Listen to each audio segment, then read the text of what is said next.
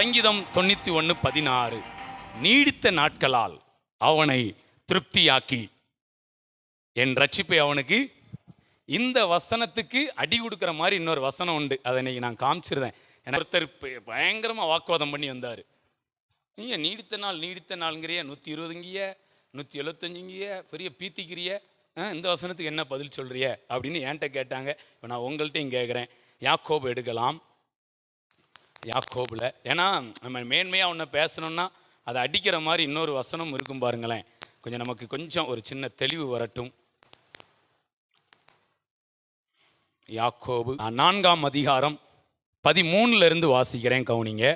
மேலும் நாங்கள் இன்றைக்கு அல்லது நாளைக்கு இன்ன பட்டணத்திற்கு போய் அங்கே 1 வருஷம் தங்கி வியாபாரம் செய்து சம்பாத்தியம் பண்ணுவோம் என்கிறவர்களே கேளுங்கள். நாளைக்கு நடப்பது உங்களுக்கு தெரியாதே. உங்கள் ஜீவன் எப்படிப்பட்டது? கொஞ்ச காலம் தோன்றி பின்பு தோன்றாமற் போகிற புகையைப் போல இருக்கிறதே அப்படின்னு சொல்லிட்டு, ஆதலால் ஆண்டவருக்கு சித்தமானால் நாங்களும் உயிரோடு இருந்தால் இன்னின்னதை செய்வோம் என்று சொல்ல வேண்டும். நம்ம இந்த பக்கம் 120, 127, 147, 175, 180, 365, 969 மெல்கிசேதேக்கு அப்படின்னு மூச்சு விடாமல் பேசிகிட்டு இருப்போம். டப்புனுங்க தட்டி, ஏய் யாக்கோபு 4ஆம் அதிகாரம் அதை வாசிக்கணும் அப்படிங்காங்க. எப்படி எழுதியிருக்கு பார்த்தீங்களா? யாக்கோபு என்ன பண்ணியிருக்காரு? இப்படி சொல்லியிருக்கிறாரு. நாளைக்கு என்ன நடக்கும்னு உங்களுக்கு என்ன செய்யாது.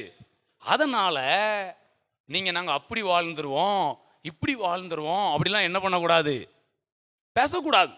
நீ நைட்டு தூங்கி காலையில் எந்திரிச்சா உண்டியா, இல்லைன்னா இல்லைன்னு இப்படி சிம்பிளாக சொல்லிட்டு என்ன பண்ணிடணும். ஏங்க இப்படி சிம்பிளாக சொல்கிறதுக்கு உங்களை என்ன ஆண்டு இந்த பூமியில் வைக்கல, ரொம்ப வெயிட்டாக பேசுறதுக்கு வச்சிருக்கிறாரு. ஏங்க நாளைக்கு எந்திப்பீங்களா எந்திக்க மாட்டீங்களாங்க?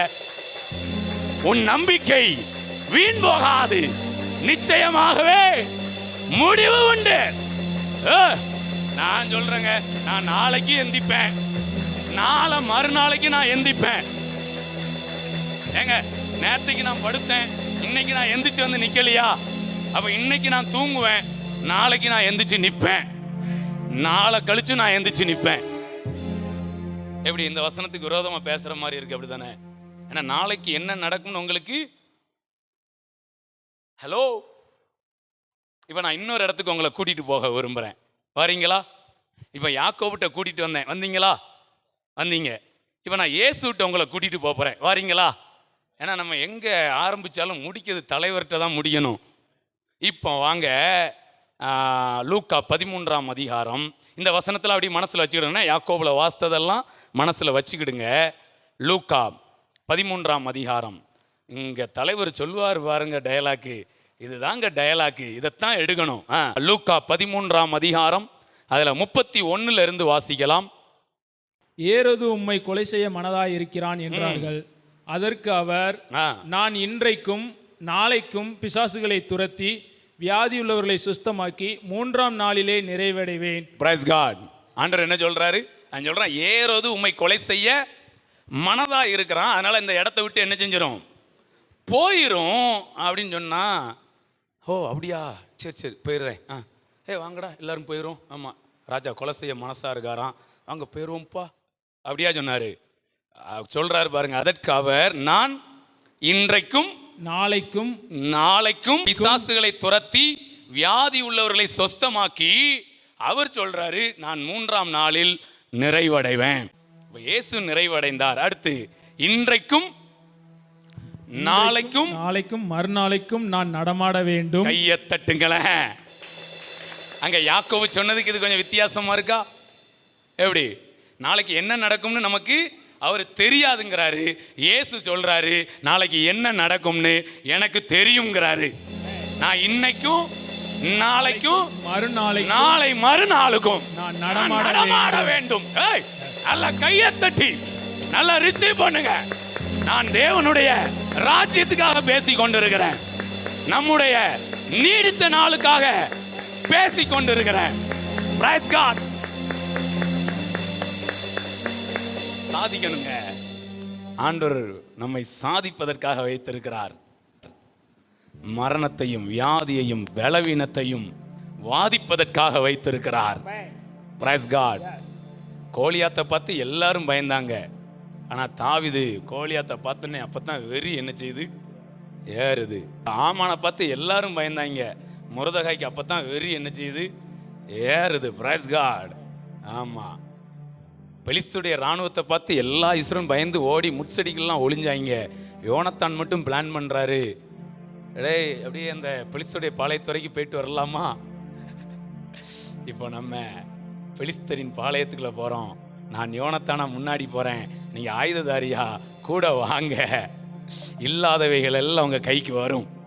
அந்த ஆயுததாரியை பாராட்டணுங்க. போகும்போது அவர்கிட்ட ஒன்றும் கிடையாது, இந்த வாரேன்னு சொல்கிறாரு பார்த்தீங்களா? ஏன்னா யார்கிட்டையுமே ஆயுதம் கிடையாது. யோனத்தான்ட்ட ஆயுதம் இருக்கு, சவுல்ட்ட ஆயுதம் இருக்கு, வேற யார்கிட்டையுமே ஆயுதம் கிடையாது. ஒரு காகிதம் கூட வெறுங்கையில் தான். நீங்கள் சொன்னால் ஓகே தான் வாரோம் அப்படின்னு சொல்லி என்ன பண்ணிட்டாங்க கூட. அங்கே பெலிஸ்தர் இவங்கள்ட்ட 32,000 பேரோ எவ்வளோதான் இருந்தாங்க. அத்தனை பேரும் என்ன பண்ணிட்டாங்க, செதறி ஓடி போயிட்டாங்க. பட்டயமும் யார்கிட்டையும் கிடையாது, சவுல்ட்ட இருக்குது, யோனத்தான்ட்ட இருக்குது. கடைசியில் நான் பெலிஸ்துடைய பாளையத்துக்கு போகிறேன், போவோம் வா அப்படின்ன உடனே அவன் ஆயுததாரி, பட்டயமே கையில் கிடையாது, யோனத்தானையே தன்னுடைய ஆயுதமாய் நினைத்து கொண்டு அவரோடு கூட புறப்பட்டான். யோனத்தான் பார்த்தாரு, சே என்னை நம்பி வாரான், இவன் பட்டயம் இல்லாமல் வந்தால் சரி வரான்னு சொல்லி ஐயா தூங்கிட்டு தானே இருக்காரு, அவருக்கு எதுக்கு பட்டயம் சொல்லி பையாத என்ன பண்ணிட்டான், தூக்கி ஆயுததாரி கையில் என்ன பண்ணுறான். இன்றைக்கு நீங்கள் என்னோடு கூட வருவீர்கள் என்றால் உங்களுக்கு சில காகிதங்களும் சில ஆயுதங்களும் உங்களுடைய கரங்களில் கொடுக்கப்படுகிறது. போலாமா பெலிஸ்தருடைய பாளையத்துக்கு? Praise God. ரெடியா? ஆமாம், வண்டியை கியரை மாற்றுங்க. ஒரு நாளும் கியர் டவுன் ஆகக்கூடாது. நம்ம நீடித்த நாட்களால் திருப்தியாக்குவார். அவன் ஆண்டவர் வசனம் அழகா சொல்லுது, நீடித்த நாட்களால் திருப்தியாக்கி என் ரட்சிப்பை அவனுக்கு. ஒரு இடத்துல எழுதியிருக்கு, அவர் ஆயுசை கேட்டார், அவரோ தீர்க்க ஆயுசை கொடுத்தார்.